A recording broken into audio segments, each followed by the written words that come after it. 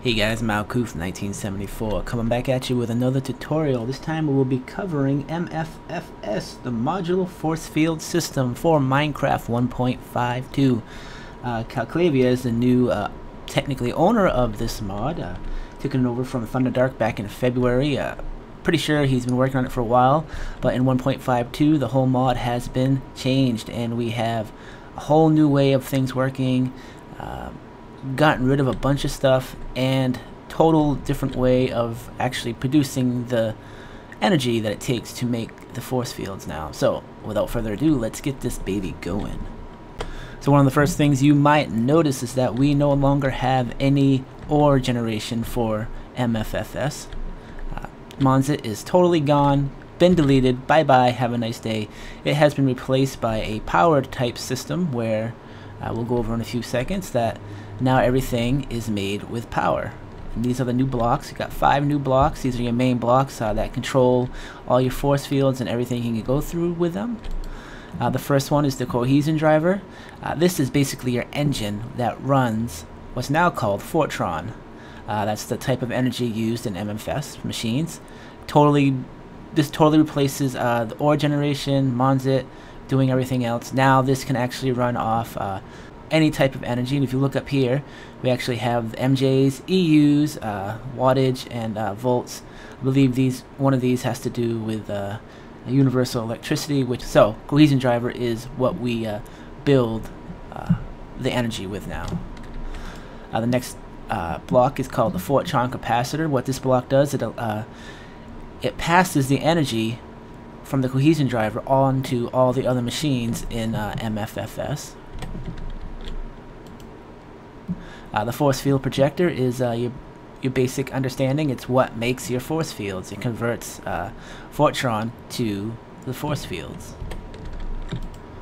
The biometric identifier is the same idea as what was in the original MFFS.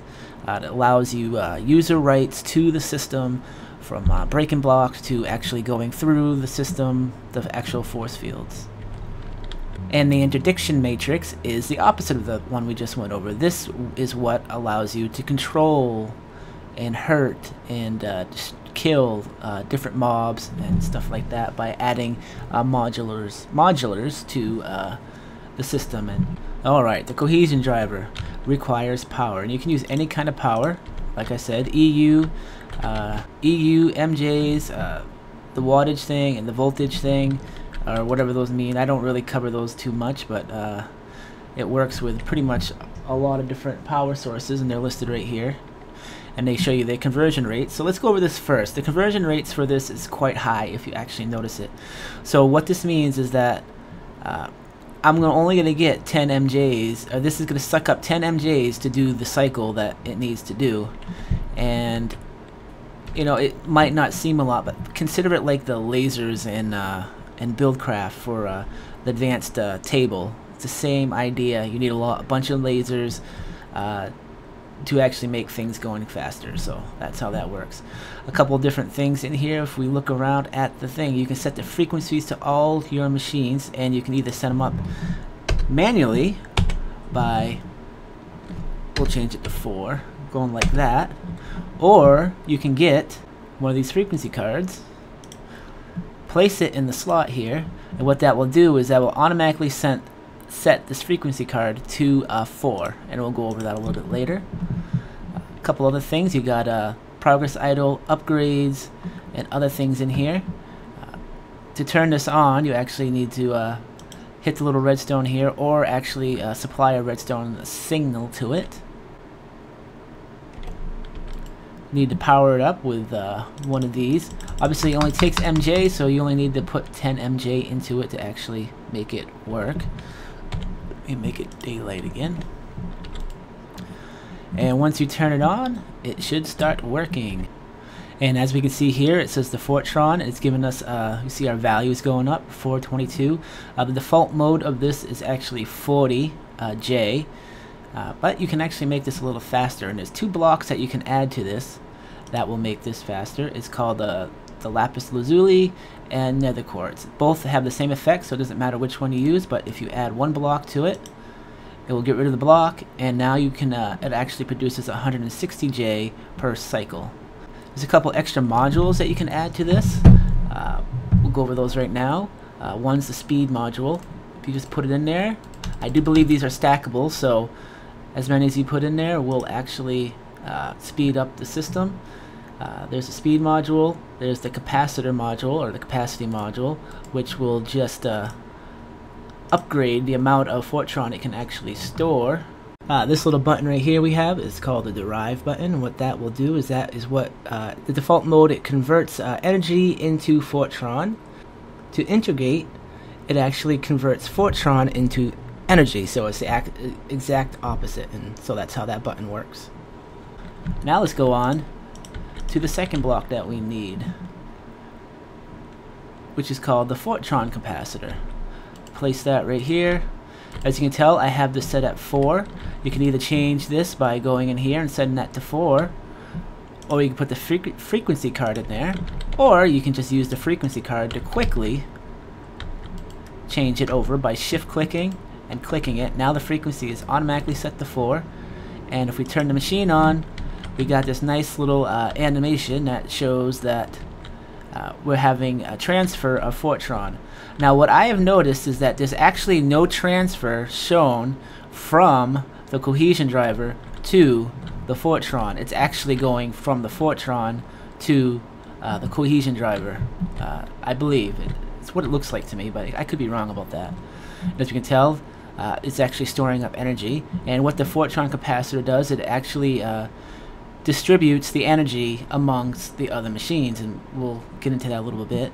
It's very similar to the other one. You can turn it on and off by going like that. You have a part for your upgrades, which you can add speed upgrades, just like the last one. Pretty much all the upgrades that we have here. The capacity module, which increases the capacity of the device. There's a few others. You guys can go through all those little modules that you can see. Your frequency is set right here, and other than that, there's not too much difference in this other than this little gem right here. And let me get rid of this crazy word in there if we can start reading it. The default setting is called the equalize. It spreads Fortran energy with machines based on the machine's capacity percentage. Alright, that's default. The other one is distribute, spread Fortran energy evenly based on the energy amount. The next one is drain. It drains out the capacitor's energy and equalizes them to linked machines. That means this will never actually have anything in it unless there's an overflow. And this one is the opposite. It says fills up the capacitor's energy and it equalizes the overflowing energy. So once this fills up, it will actually start transferring all the energy. The next block we need is the important block. It's called the force field projector. Again, very similar GUI to it. You can turn on and off. You have over here is where you can put all your upgrades. Over here is where you actually put what kind of force field you want and the control method of moving it around. We got our frequency right here, and then down here we have our Fortran, where energy storage, where all the energy is stored. And like last time, you can click on it and you can set it to 4, which is what all these are set to, or you can just change it in here by going like that. So now's a good time to go over some of the different force fields that you can make. One of the first ones you might be interested in is called the cube mode. Cube mode basically just makes a cube. We turn this on. We need to get that out of fill mode. We'll notice that this is now taking energy in from the Fortran. So what we need to do is we actually need to scale this up for us to actually notice it. And what I'm going to do, I'm going to scale it up to 5. And then as we can see, we have a force field being formed over us. Now, this is where we talk about the power. One of these cohesion drivers is not enough to actually keep this projector running full time. Remember, this is like an engine, so basically you need a bunch of these set up in the same frequency. They need to be turned on They're actually not on yet because we still do not have power to them. There we go. You see the light turn blue like that, and that means it's powered. So now we're actually adding more power to it.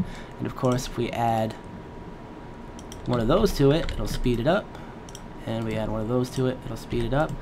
And if we want a speed upgrade, put a couple in there that makes the system a little bit faster between cycles.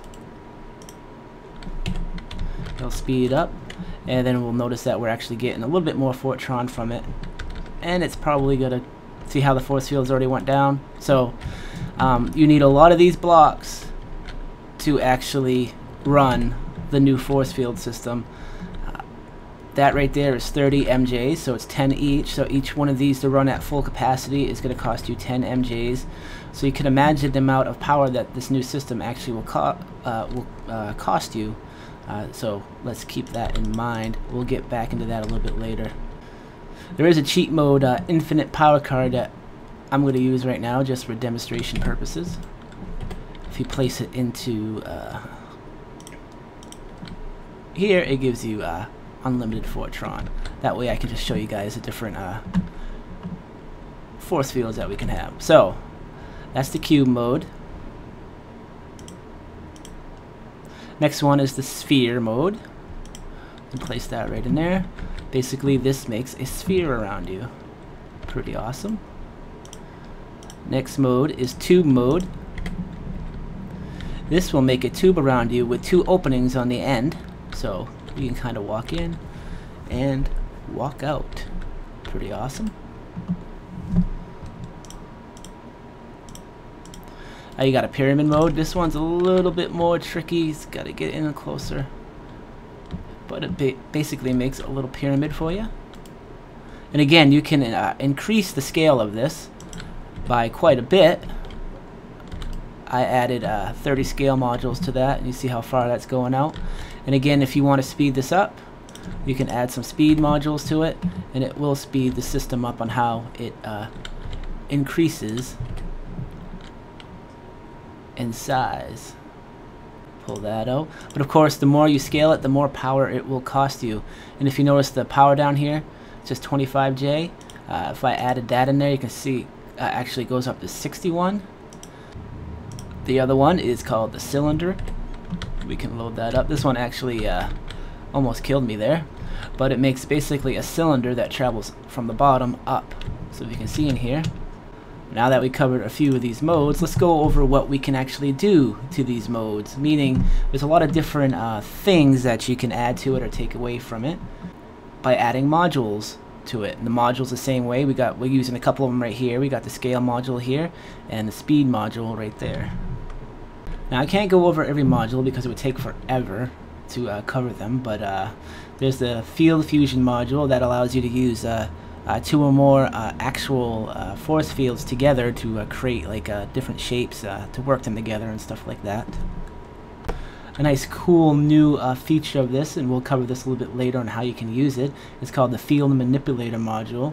This allows you to move the field around with these little arrows, so we'll go over that in a little bit.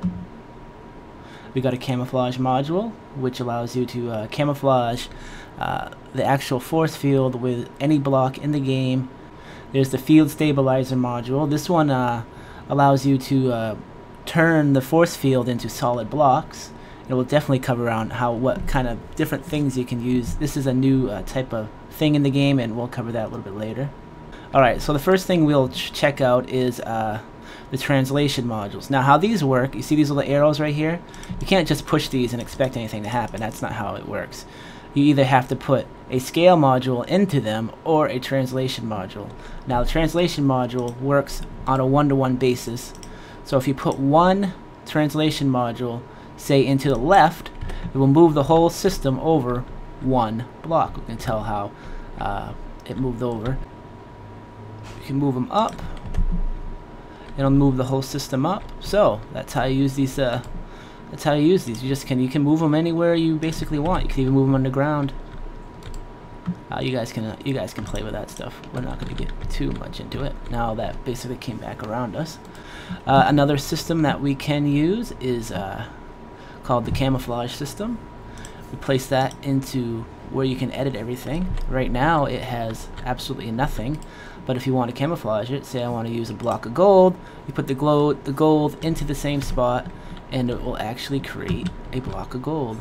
By the way, if you want to travel through your field, you got to give yourself some we'll talk about that later, but there you go, camouflaged mode. There we go. Pull that out. We'll have that, and just like that, and we'll go like that. And one of the other modes I want to show you before I move on is the field stabilizer module. Now how that works is that you can place it right next to it. As you know, we no longer have a field. Well, that's because it's looking for an inventory. So if you take an inventory, place it next to it, and then you throw any type of block in there, say like that, what's going to happen is the ForceField system is going to build it into, let me get this speed module going, solid blocks. Now these are no longer actual force fields. What it's doing is creating solid blocks around you using the blocks as the force field. And there we go. We're totally encased in the block. Now the system is still on, so watch what happens when I break a block. Automatically replaces it. As long as it has a chest full of the items, you can break all the blocks and it will replace it free of charge. Now if I shut the system down, the blocks are still there because these are actually solid blocks and they do not disappear. But if I turn the system back on, it will actually replace it. Off. We're all set. Now there is one more block that I haven't covered with you guys on how things work, but we'll go over that a little bit later. It's basically the custom block that allows you to have custom setups. We'll go over that a little bit later because it's kind of an important block, and we need to actually work on that. Alright, so the biometric identifier. You're going to need a blank card to actually make this work. And all it is some paper and a steel ingot inside of it. And then you're going to need an identification card for the blank card. Alright, so now that we have an identification card, I can place it right into the place where it says writes. And then I can write my name into this, which in game I'm known as Malku74. So we go up here, MALKU74, and now this is actually linked to me. Identification card, Malkuth 1974. Look at that, it's pretty cool. It's a couple slots. Now to give rights to people, you can edit them right here. Right now there's no rights, but if you click on all the different blocks here, it will allow you to have those accesses. So there's a couple different slots that we can do here. If you want to be in control of the whole system, you can take your identification card and put it in the master system, and everything will be all set for you. When you place your card in here, this automatically grants you all the rights that we set up here, so you don't need to actually push these. You put that in there. You are the master of the biometric identifier and master of the system that is assigned with this frequency, which is number frequency 4. If you want to just use this, these slots, these are for like all your permissions for your friends and other people where they have an identification card. So you can tell I can't go through the system right now. I don't have cheat mode on anymore, so I just can't travel through it. Now that I have permissions, I have to hit shift and walk through the system just like that, and it allows you to go through the system. And like all the blocks, you control this by turning it on here. You can either turn it on, or you can apply a redstone signal to it and it will turn on that way. Alright, the last block we're going to talk about is the interdiction matrix. This is how you kill things. If you want to kill spawns and all that stuff. We're not going to go into it. They're all pretty self-explanatory what we can do. I'm going to demonstrate a simple thing. You do have a warn module that you can place up here. Actually, we should go on how this works. This works basically the same way as the force field projector. It does not work with the force field projector. It actually works with the Fortran. So you need to actually set this to a frequency the same as the Fortran capacitor is set to, which will give it the power that it needs to actually run. When you add modules to it, you got to add up here in this section up here, and you can do all kinds of different things with it. The ban stuff, I believe, has to do with if you want to ban certain players from it. You make an ID card and you put it in there. Frequency is the same idea. You set the frequency, and that's how that works. Now, this right here has only a warning of 4, but it has 0 action, which means that it won't do anything right now. You actually have to add some of the scales to it. So if we add, it works just like the force field. The more you add, the more J you use. So if we took that out, alright, so there you go. You turn it on and the system is on. Let's show you how this works. I'm going to put a mob out here, and he's going to almost die instantly. He didn't die from the fire, he actually died from this thing killing him. There we go. There it goes. So you can kill all the mods that way. It's kind of cool. You can actually have the anti-personnel, anti-friendly, anti-spawn, which will make it for no mob spawn at all. And the last quick thing we will cover is called the remote control. Now, what did I do with that remote control? Ah, there it is. The remote control. Now, how this works is that it's already actually set up. So let me just get another one. So, to get this to work, it actually needs power first. So you would go to your Fortran capacitor, stick it into the remote frequency, and I'll set it to frequency 4. We're all set there. And now to control any one item, say you want to control that, you want to control that, or that, you shift and then you right click, and now I have a link control with that. I can control that from anywhere around the system. See how far it reaches. It has a certain radius, and the radius I think is 15 from the actual Fortran capacitor. I believe it's 15. I think that has a 15 block radius. So once you go out of that radius, you will not have access to that. And then of course you can click it to change it to whatever you want. So there you go. That's how the remote control works. Alright, I saved this block for last. It is called the custom mode. You can actually shift click on some of these modules, and they'll give you a little bit more information on how they work. So just keep that in mind. So the custom module allows you to make a custom force field in any shape that you want. And the way that you get that shape is by creating something, say like this house, or anything like a wall, or pretty much anything. So that would work, and you need to set it up. So I'm going to set up the perimeters on how you guys can do this. This is the most confusing part of the mod. I think most people get stuck on. I got stuck on it. So I'm going to place one block here, which is at the same level as this one. And then I'm going to go all the way to the opposite end over here.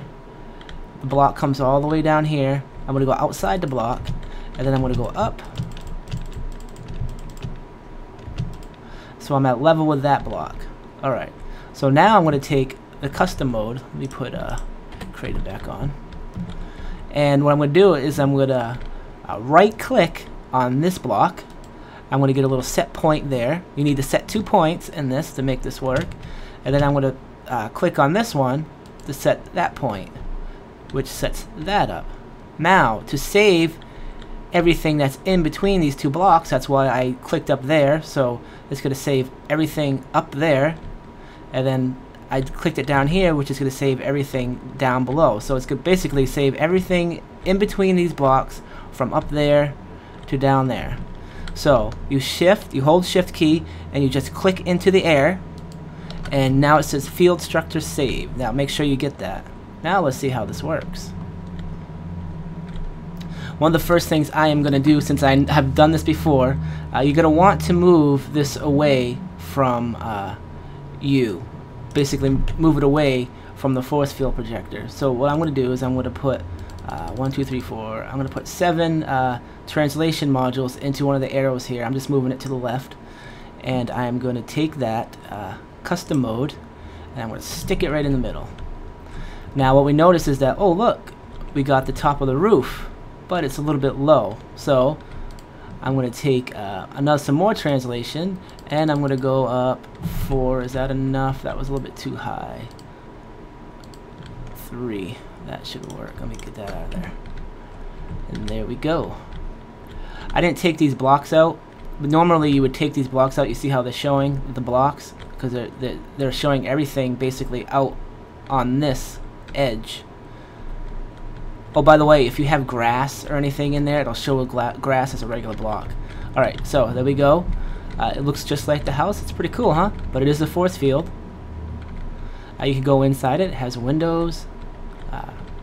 The possibilities with this mode is endless if you actually think about it. But that's not all. Let's show you what you can do with this. If I add, say, a camouflage to it, what it's instantly going to do is it's going to instantly make it look like the block that you made. So it's going to make it into wood. So now I actually have a wood house. But it's still just a force field. If I shut it off, the house is gone. If I turn it back on, it's going to form the house. Again, it's only a force field. I'm not going to hit it because I'm in creative mode, and creative mode is how you can break the blocks, but I won't do that. And there you go. Again, if I shut it off, it's gone. Now imagine what you can do with that. Think of one application. Say you have this big chasm between two things that you need a bridge, and you build the bridge and you're happy. Well, how about you just copy the bridge like I showed you over here, delete the bridge, place it in here, make it, you'll have to move it around with the things to line it back up. All of a sudden, you turn it on and your bridge forms right in front of you. What do you guys think of that? Isn't that awesome? Or you can just, you know, this is my secret house.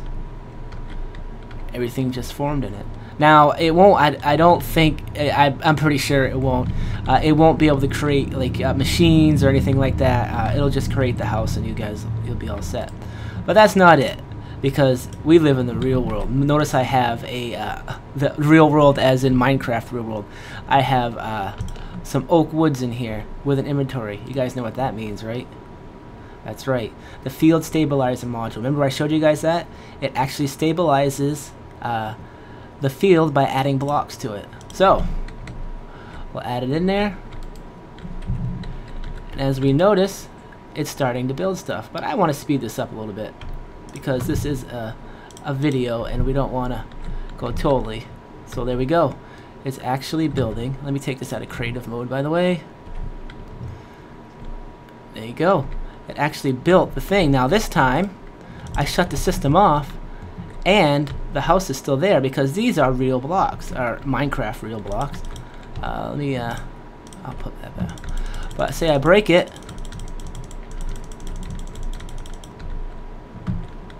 come back in, as long as you have enough blocks in there, which I don't by looks of it. Let me get some more here.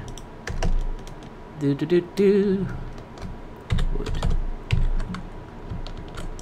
There we go. Let me add a couple in there. There we go.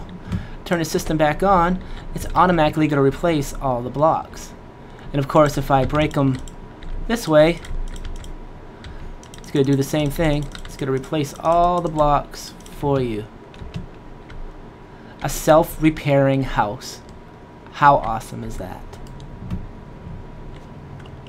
Now, before I go, I do want to show you guys a few extra blocks. First, let's set this to nighttime. And it's called the glow block. Now, what did I do with that glow block? Ah, there it is.